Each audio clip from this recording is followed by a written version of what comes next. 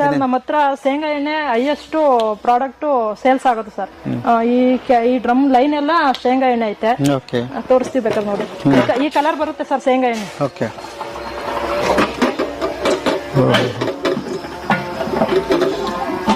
Pure ಎಣ್ಣೆ sir. ಎಷ್ಟು ದಿವಸ ಆಯ್ತು ಇಟ್ಟು ಇವನ್ನ? ಏನ್ ಸರ್ ಇದು ಒಂದ್ ವಾರ ಆಗೈತೆ ಸರ್. ಒಂದ್ ವಾರ ಆಗೈತೆ. ಹೌದು ಸರ್.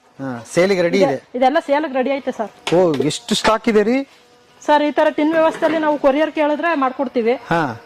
ಈ ತರ ಟಿನ್ ವ್ಯವಸ್ಥೆ ಕೂಡ ಐತೆ ಸರ್. ಎಷ್ಟು ಕೆಜಿ ಇಡ್ಸುತ್ತದ ಸರ್? ಇದು 5 ಲೀಟರ್ ಇಡ್ಸುತ್ತೆ. 5 ಲೀಟರ್. ಹೌದು ಸರ್. ಓಕೆ.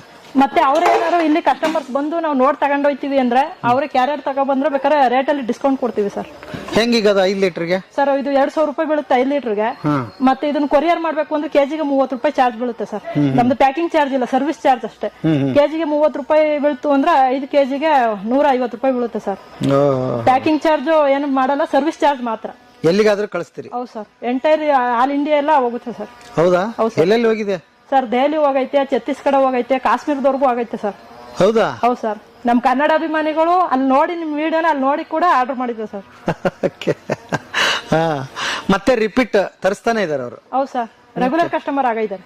ಹೌದಾ? ಮತ್ತೆ ಅವ್ರ ಸ್ನೇಹಿತರಿಗೂ ಕೂಡ ಹೇಳಿ ಅವ್ರಿಗೂ ಕೂಡ ನಮ್ ಪ್ರಾಡಕ್ಟ್ ರೀಚ್ ಆಯ್ತೈತೆ ಸರ್.